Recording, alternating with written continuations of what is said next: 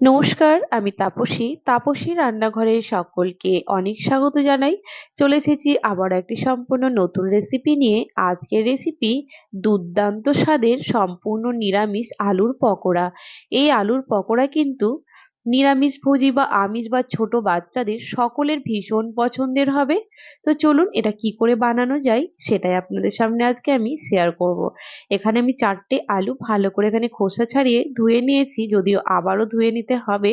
তো চলুন এবার আলুগুলোকে ভালো করে গ্রেট করে নেব। এখানে একটা বড় পাত্রে জল নিয়ে এখানে দেখুন গ্রেটারটা নিয়েছি। এটা দেখুন দুই দিকটা দিয়ে করা যায়, একদিক সরু একদিক একটু মোটা। যে কোনো দিকতে আপনারা ঠিক এরকম ভাবে আলুগুলোকে গ্রেট করে নিতে হবে। তবে এটা সেদ্ধ আলু নয়, কিন্তু এটা কিন্তু খোসা ছাড়ানো কাঁচা আলুই রয়েছে। ভালো করে এগুলোকে গ্রেট করে নেব। আর একবার অবশ্যই যারা এখনো খাননি তারা অবশ্যই খাবেন। আর ভিডিওটি আমার শুরু থেকে শেষ পর্যন্ত অবশ্যই দেখবেন। দেখুন সমস্ত আলুটাই আমার গ্রেট করা হয়ে গেছে। এবার ভালো করে হাত দিয়ে কষিয়ে নিয়ে ভালো করে জল পাল্টিয়ে পাল্টিয়ে আলুটাকে ধুয়ে নেব, যতক্ষণ না আলুর জলটা ভালো করে পরিষ্কার হয়ে যায়, নয়তো কিন্তু এর মধ্যে একটু কিচকিচ থেকে যাবে। দেখুন ভালো করে ধুয়ে নিয়েছি। এবার হাত দিয়ে ভালো করে চিপে নেব যেন এর মধ্যে একটুও জল না থাকে। ভালো করে কিন্তু চিপে নিতে হবে এগুলো। মানে প্রয়োজনে আপনারা কিন্তু 2 হাতই ব্যবহার করতে পারেন আলুটা চিপে নেওয়ার জন্য। তো জল একদম চিপে নিয়েছি। এবার দিয়ে দিচ্ছি এখানে পরিমাণ মতো নুন। নুনটা আমি ওই 1.5 চামচ মতো দিলাম, কারণ যেহেতু এখান থেকে আবারও জল বেরোবে তাই প্রয়োজনে একটু বেশি। 1/2 চামচ দিয়েছি গোলমরিচ গুঁড়ো। আর এখানে দিয়ে দিচ্ছি মানে কর্নফ্লাওয়ার। আমি এখানে 3 চামচ কর্নফ্লাওয়ার প্রথমে ব্যবহার করব, প্রয়োজন হলে পরে আবারও ব্যবহার করব। ব্যাস এবার ভালো করে মেখে নেব। যেহেতু এই পকোড়াটার মধ্যে কোনো রকম ঝাল বা অন্য রকম মশলা ব্যবহার করা হচ্ছে না, তাই এটা বাচ্চাদের জন্য ভীষণ ভালো। বাচ্চাদের এটা দিতেই পারেন, খেতে কিন্তু তারাও ভীষণ ভালোবাসবে। দেখুন আমার মনে হলো এখানে আবারও একটু কর্নফ্লাওয়ার লাগবে, তাই এখানে আমি আবারও 1 চামচ মতো কর্নফ্লাওয়ার ব্যবহার করব, বেশি নয়। ব্যাস এবার ভালো করে মেখে নেব। তারপর এটাকে সাইডে রেখে দেব।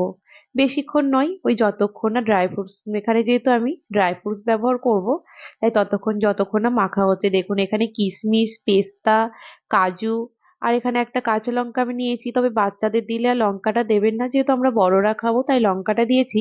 আর অল্প একটুখানি পনির এখানে গ্রেট করে দেবো এই ড্রাই ফ্রুটস গুলোকে ভালো করে একটুখানি মাখিয়ে নেওয়ার জন্য। আপনারা প্রয়োজনে সেদ্ধ আলু ব্যবহার করতে পারেন। দিয়ে দিলাম এবার আমি পরিমাণ মতো নুন, পরিমাণ মতো দিয়ে দিলাম গুঁড়ো চিনি একটু টেস্টটাকে ভালো করার জন্য। 1/2 চামচ দিয়ে দিলাম গোলমরিচ। আর বিশ্বাস করুন কোনো কিছুর প্রয়োজন নেই। বাচ্চাদের জন্য হলে অবশ্যই কাঁচা লঙ্কাটা ব্যবহার করবেন না, বড়দের জন্য হলে যে যেমন ঝাল খেতে ভালোবাসেন সেটা ব্যবহার করবেন। আর এই ড্রাই ফ্রুটস গুলো যখন মুখে পড়ে পকোড়াটা খাওয়ার সময় কি যে অসম্ভব ভালো লাগে। যারা হয়তো কখনো করে খেয়েছেন তারা জানেন, তবে হয়তো অধিকাংশই খেয়ে থাক এখনো খাননি। তবে অবশ্যই এরকম ভাবে বানিয়ে একবার খেয়ে দেখবেন। দেখুন আলুটা থেকে আবারও অনেক জল বেরিয়েছে। আলতো হাতে আমি জলটাকে চিপে নিলাম। এবার ড্রাই ফ্রুটস গুলো ভেতরে দিয়ে আবারও আলু দিয়ে এটাকে ঢেকে দেব। দেখুন বেশ ভালো করে এবার আলতো হাতে চাপবো, এক্সট্রা জলটা বেরিয়ে যাবে। চাইলে আপনারা এবারও জলটাকে আলতো হাতে ভালো করে চেপে নিতে পারেন আলাদা করে। দেখুন একটা একটা করে গড়ে নিচ্ছি আলুর পকোড়াগুলো। ব্যাস আবারও দেখুন আবারটা একটা দেখাচ্ছি, আবারও আমি জলটাকে নিংড়ে নিলাম। এই জন্যেই নুনের পরিমাণটা একটু বেশি দিয়েছিলাম, যেন জলের সঙ্গে নুনটাও বেরিয়ে যায়।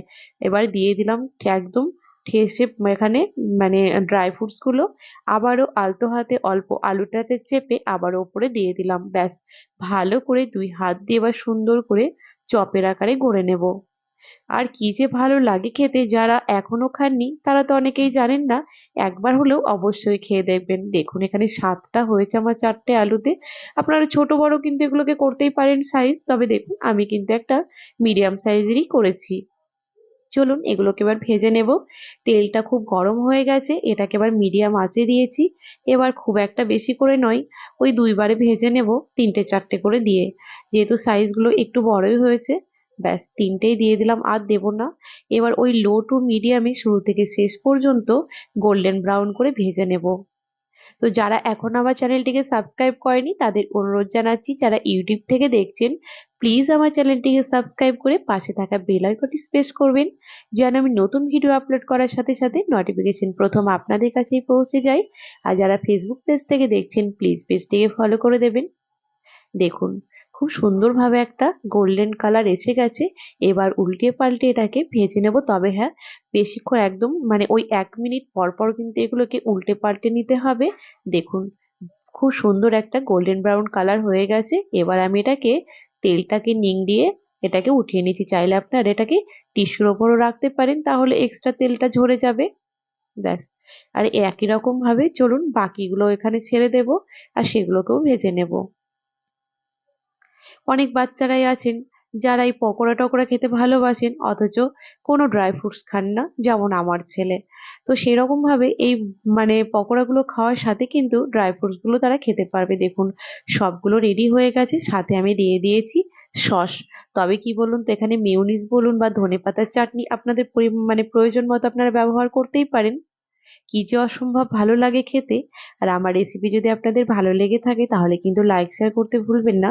কমেন্টে কিন্তু আমাকে অবশ্যই জানাবেন এই ড্রাই ফ্রুটস দের পুর দিয়ে মানে আলুর পকোড়া রেসিপি আপনাদের কেমন লেগেছে। ভালো লাগলে আপনারা বাড়িতে রান্না করে খেয়ে আমাকে অবশ্যই কমেন্ট বক্সে জানাবেন। চলুন আপনাদের একটা আমি এটাকে ভেঙেও দেখাই, যে ভেতরে ড্রাই ফ্রুটসের যে ঠাসা দেখুন, পুরো ড্রাই ফ্রুটস ভেতরে। আর কি যে অসম্ভব ভালো লাগে সেটা আপনাদের, যদিও ভালো লাগার কথাটা আপনাদের অনেকবারই বলেছি, এটা বিশ্বাস করুন আপনাদের 100% বলতে পারি অসম্ভব ভালো লাগে। যারা নিরামিষ খেতে ভালোবাসেন বা সারা বছরই নিরামিষ খান, তারাও কিন্তু এরকম ভাবে ভাবে পকোড়া মাঝে মধ্যে বানিয়ে সন্ধ্যেটাকে সুন্দরভাবে জমিয়ে নিতেই পারেন। তো আজকের রেসিপি আমার এই পর্যন্তই ছিল। দেখা হবে আবার একটি নতুন এপিসোডে। আপনারা সকলেই ভালো থাকবেন, সুস্থ থাকবেন। ধন্যবাদ।